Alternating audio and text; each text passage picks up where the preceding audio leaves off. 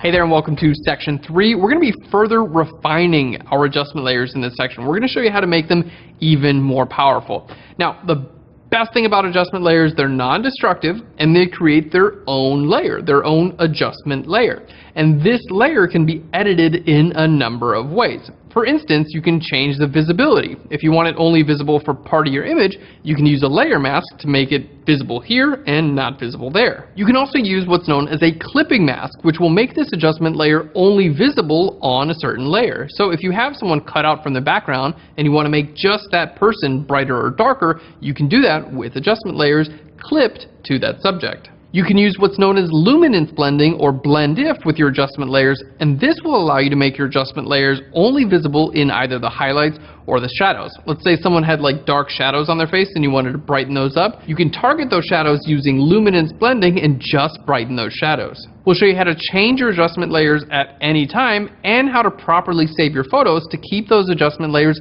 intact. So let's start off with our layer masks, which allow you to make your adjustment layer visible part of your image and invisible in another part. So let's go ahead and open up our sample image if you haven't already done so.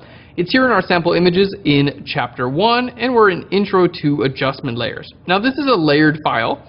There we go. And we can see we have a few different layers here. We have our Sony text, we have welcome to mirrorless, we have our camera, another layer we're using for the shadow, and then this is actually a solid fill layer for a background.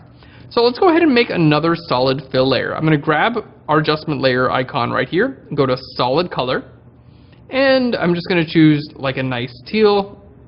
There we go, something like that. Now at this point it's covering the entire image, but let's say I want this to just be visible for part of the image. What I'm going to do is grab a polygonal lasso tool. There we go. Let's just click right down there and basically just making a selection of the top corner of my image. Now, here on my layer mask, we can see the layer mask is completely white. Now, a white layer mask makes your layer totally visible, and a black layer mask makes your layer invisible. So what I'm going to do is I'm going to actually click on my layer mask, and we can see we can make this layer visible and invisible if we want. So I'm going to click here on my layer mask, and I'm going to go to Edit and down to Fill, and we're just going to fill that with black.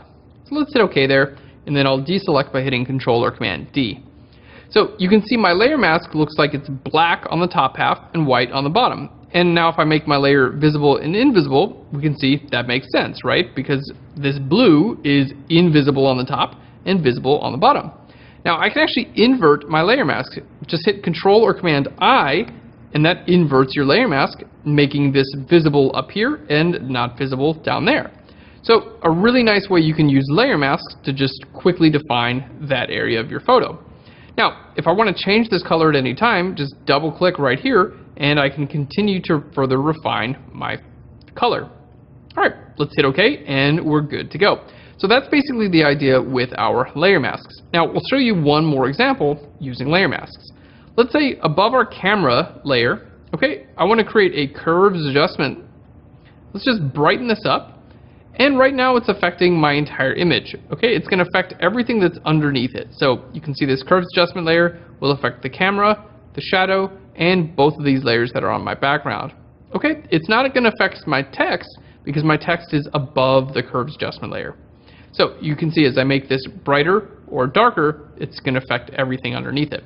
Now, I'm going to click on my layer mask. We're going to go to Edit and down to Fill. Okay, and I'm going to fill this with black, so it's invisible now. And then I can just use my brush tool. So I'm going to hit B for my brush tool, and I'm going to paint white over top of the camera lens. Just right there, maybe just even in the center. So basically, all it's doing is brightening just that area. So I'm using my layer mask to define the visibility of this adjustment layer. So basically, this curves adjustment, which I can still make brighter or darker at any time, is just being visible right there. So in this case, we have a layer mask being used like this, basically to cover up, half of our image with our background.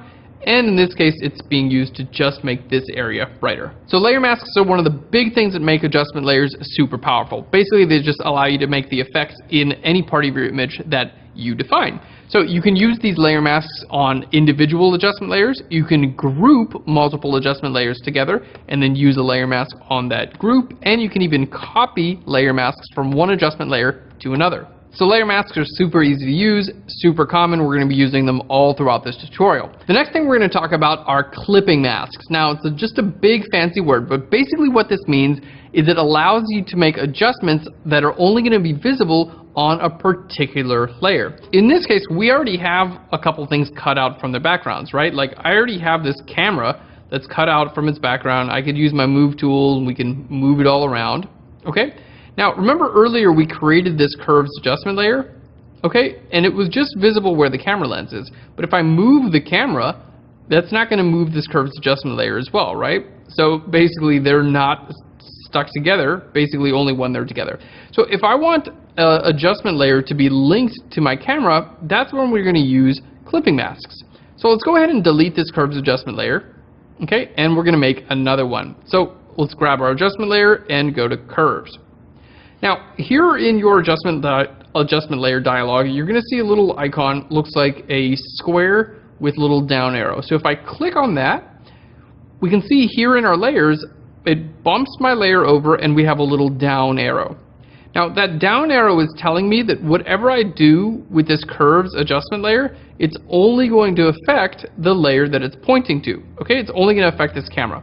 So, for instance, if I make it brighter or darker, it's only going to affect the camera itself. Now, you can clip and unclip this at any time. So if that has the down arrow, that's what's known as the clipping mask, okay? I can unclip this, and you're going to see now it affects everything underneath it. So it's making my background brighter as well. There we go. And if I clip it, it's only affecting my camera. So there are a couple ways to do this. One is just use this little icon, looks like a square with a down arrow there. You can also right-click on a layer and go to Release or Create Clipping Mask. So let's hit Release Clipping Mask. There we go. Now it's going to affect everything underneath it. Right-click and go to Create Clipping Mask, and it's only going to affect my camera. Okay, and the keyboard shortcut for creating a clipping mask is, if you're on a Mac, it's going to be Option-Command-G, and if you're on a PC, it's going to be Alt-Control-G. Okay, so basically super powerful, allows you to only affect one layer. Now, another great thing about clipping masks are you can link multiple clipping masks together. So let's say we have this where we made our camera a little bit brighter, right? So, okay, cool. Now, let's create another one. I'm going to go to Hue/Saturation, and I'm going to clip this as well, and we're going to maybe decrease the saturation. So we'll make that black and white. Okay, now I'm going to make another one. Let's go to Levels. Let's clip this as well. And I'm going to take my white levels and just really bring them up. We're starting to get something that doesn't really look that good right now, but you get the idea. We have multiple different adjustment layers: levels, hue, saturation, and curves, and they're all, see, they all have this down arrow. They're all pointing to this camera. So I can turn these off and on at any point in time. We can see each of these has a different effect, and they're all only going to affect the camera. So if I were to unclip these, just right-click and go Release Clipping Mask, you're going to see now that they affect my entire image. So brighter, take away the color, and adjust the white levels. Okay, or I can click them all. So hold Shift, click them all, use my keyboard shortcut, Option-Command-G on a Mac, and it's going to link them all to my camera. So basically, this clipping mask, basically just this little down arrow, that's what a clipping mask is, and it's super powerful. It allows your adjustment layers to only be visible on the layer they're pointing to. The next thing we're going to talk about is luminance blending, also known as blend if. Now, it's another really cool, super powerful way of using adjustment layers. Basically, if you have an image and you want to just affect the light areas or just affect the dark areas, you're going to do this using luminance blending. So let's go ahead and show you guys an example. So getting back into Photoshop, remember we created a few of these adjustment layers, right? This levels adjustment layer, this hue saturation, and our curves. Well, you know what? We can just delete a couple of these. So let's hold Control or Command, we'll select a couple, and then just drag them down to the trash can, and they're gone. See, adjustment layers are non-destructive. You can get rid of them at any time. Now, in this case, we have our curves adjustment layer, so we're making things brighter, right? You can make it brighter, darker, all kinds of fun stuff. Let's say that I only want this now to only be visible in the highlights of my camera. So already we're making it brighter, okay? Because we've chosen our curves adjustment layer, we've told it brighter, right? So that's already set in.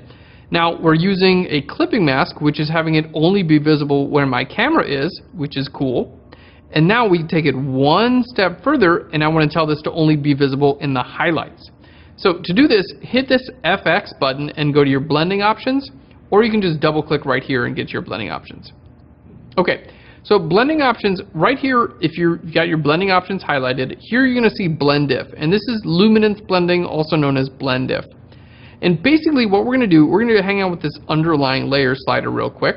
You can make this layer that we're on, our curves adjustment layer, visible only in the darks or the lights of the underlying layer. So let's go ahead and show you how to do it. Now, the only thing you have to remember when you're using blend if is you have to hold Alt or Option to separate these sliders, okay? By default, it looks like it's one slider, okay? It's actually two. So you have to hold Alt or Option and click and drag.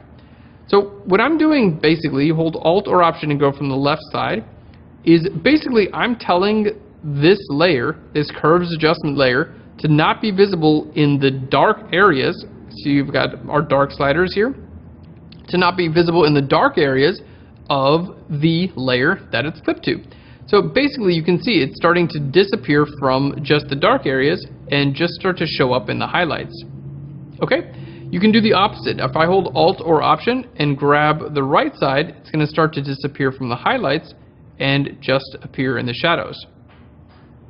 Alright, now this example may be a little bit hard to follow because it's just a curves, but let's go ahead and throw on a solid color fill layer. I'm just going to throw like a bright orange color. Now keep in mind I can clip this too, so just right click, go to create clipping mask.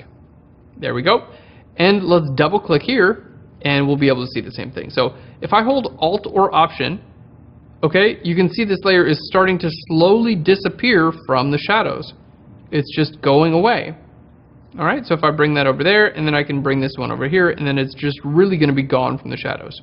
Okay, now notice this is not using a layer mask. This is something else totally on its own. It's called luminance blending, also known as blend if. It's very, very powerful. Okay, so disappearing from the shadows. Now, if I hold Alt or Option and I click from the right to the left, you can see it's disappearing from the highlights.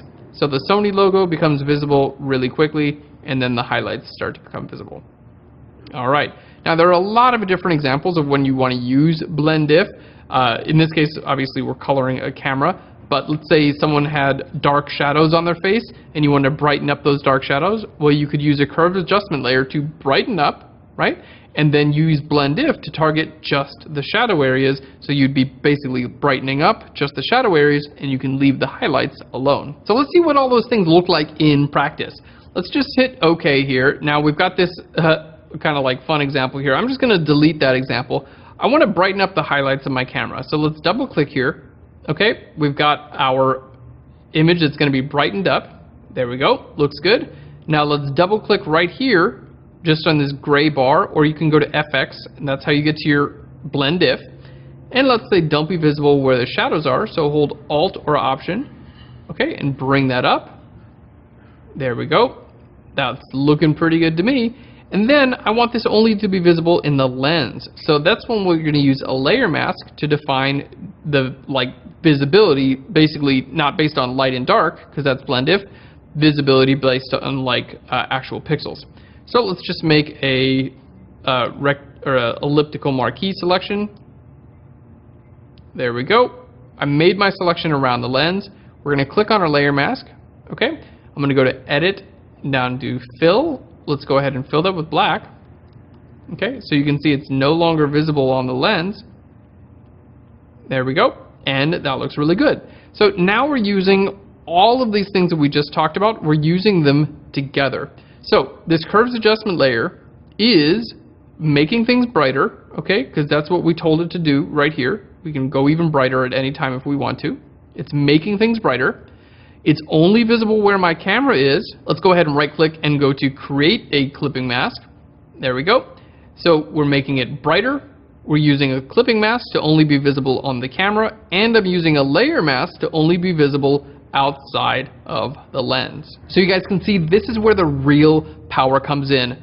layer masks, clipping masks, and blend if, also known as luminance blending. This is where you can really fine-tune those adjustment layers. Now, we're almost done with this section. The last thing, I just want to point out that you can change any adjustment layer at any time, and I want to show you how to go ahead and save so it keeps your layer masks intact. So let's just show you a great example of how you can change your layer masks at any time. Now, in this case, I'm going to create a solid color fill layer. So let's create a solid color fill layer. We'll just choose a color. Doesn't matter because we can change it at any time again. Now, I want to go ahead and make this, I want this only to be visible where the Sony logo is. So how do I do that? Well, it's just a layer right above Sony, right? So I just right click and go to create a clipping mask, boom, and it's only visible where Sony is. So now we have just this color. Now, we can change these adjustment layers at any time. So anything here, all of these adjustment layers can be changed at any time. Just double click on the little logo. Okay, so let's double click there. And in this case, it's a solid color fill layer, so it's going to ask me to change the color. So I can change my color at any time and get something we're happy with. There we go. Now it looks really good. Now, another really cool thing, I'm just going to make this invisible for right now. I'm going to group both Sony and the little tagline. So let's shift click the two of those and hit Control or Command G. It's going to group those together. So grouping those together, now I'm going to take my solid color fill layer and I'm going to put this outside of the group. Okay, so we have our Sony and Welcome to Mirrorless now are grouped together. Let's just right click on this eyeball. I'm going to go to orange so you can see that they're all together. Okay, so here in my group one, okay, I've got Sony and I've got Welcome to Mirrorless. Now on the very top of everything, I've got this color fill layer, and right now it's visible everywhere. Okay, it's white on the layer mask, meaning it's visible everywhere, and it's not clipped to anything. So up until now, we've used adjustment layers that are clipped to individual layers, but check this out.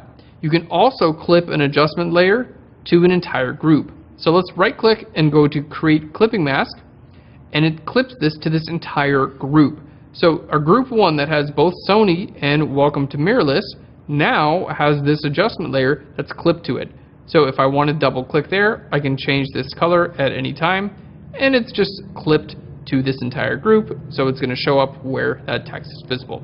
So we can see, change this at any time. Again, if I want to change I want to do curves, let's right click and go to create a clipping mask also.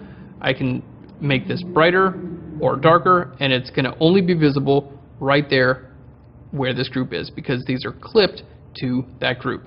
Okay, and if I want to change the values of my curves adjustment layer or any adjustment layer at any time, just double click right there on the little logo, and here you can see, we can, let's put it over there, you can see we can change that value literally at any time. Okay, now we're almost done here.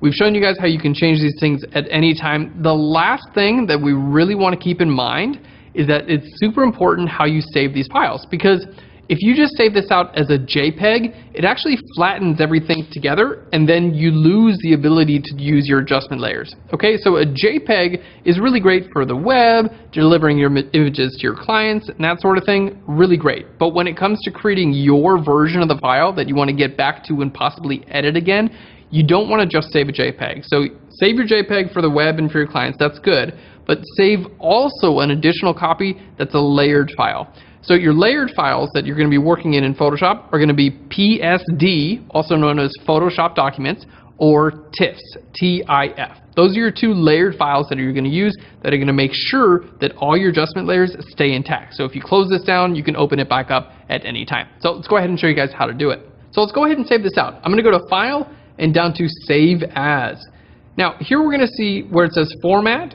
We have a couple of options. Photoshop, which is our PSD, this will be a layered file, or down here at the bottom we have TIFF, which is also a layered file. So the only real difference between them is a Photoshop document can only be opened by Photoshop, and a TIFF can be opened by other programs as well. So I tend to use TIFFs because they're a little bit more universal, but you can use either one. So let's go ahead and save this as a TIFF, and I'm just going to put here copy, so I know this is a copy, and hit save. So if this is saved as a TIFF or as a PSD, all your layers are going to be intact. So that's good. Now I have that file It's waiting for me. I'm going to go ahead and save out a different file that I'm going to give to my clients. And this I'm just going to save out a JPEG. So let's go to File, down to Save As, and now I'm going to choose a JPEG. All right, this is any file that's on the internet. You know, most images that you see are JPEGs. Okay, this is pretty common stuff here. JPEG, they're all over the place. Okay, so a JPEG, okay, there we go. That is our name, and we're going to hit save, and it's going to ask us our compression. That looks good. Let's hit OK. All right, so it's saved out a JPEG. So what I just did is saved out two different versions. I saved out my TIFF, which has my layers in it, and I saved out my JPEG, which is just a flattened, compressed file. So let's go ahead and open them back up so we can see the difference between the two. So we're back here in Photoshop. I don't have anything open. Let's go ahead and open up our files. So we'll go to File and down to Open. And here we're going to take a look at, remember, we want to open this Intro to Adjustment Layers copy.tiff, and we're going to hold Control or Command to click on the JPEG as well. So let's go ahead and we'll open them up. Now, visually, they're going to look the exact same, right? Because we saved them both from the same exact file. So here's our TIFF, there we go, and here's our JPEG, and visually they look the exact same. Here's where the difference is. Our JPEG doesn't have any layers, okay? We have a background that I just like, you know, I could turn this off or on. That's literally all we have, okay? Our JPEG is, everything is baked into one. Now our TIFF that we saved out, you can see all of our adjustment layers are intact. So let's say I wanted to change the color of this text. I just double click here and I can change this color. There we go. We'll make this, use my eyedropper to go back to that yellow color. I can't even read that, so maybe we won't choose yellow. There we go, that looks good. And hit OK, and send this version to my client, and they say, oh, I like it much better with the blue text. So, wow, how cool is that? And how much more useful? All these layers are saved in there. Any changes that I want to make at any point in time, I can, you know, turn all these adjustment layers off if I wanted to as well. I can get back to our image just like we had it when we started, or I can turn these all back on and have all that already set for me. The JPEG, I literally can't do any of that. If I wanted to change the color of this text, it would be a long pain process. It would not be fun, and you wouldn't want to do that. You would almost want to start over rather than just trying to like go in, cut all these letters out and change them all. So that's the big deal with adjustment layers, is you want to make sure, always save yourself out a TIFF or a PSD. That's for you. That's so you can go and adjust things, because guys, it happens all the time. Like, you do something in Photoshop, you think it looks great, you take a look at it in a week or a month and you're like, oh, why did I do that? I wish I could go change it. Well, if you save your layered file out, really easy to make those changes out. If you only save a JPEG, man, it is a pain to change those things. So always save out two versions. Save out your layered file, which is a TIFF or a PSD, and save out a JPEG that you can put on the web or deliver to clients. Okay guys, that's it for our intro to adjustment layers. I hope you learned some things along the way, because we did cover some really cool things in this section. Now in chapter 2, we're going to give you some great practical examples of how you can use adjustment layers, and then in chapter 3, we're going to go through every single fill layer and every single adjustment layer and give you some great things on how to use those as well. Thank you so much for watching this tutorial. I'll learn you later. We'll see you in chapter 2. Bye everyone.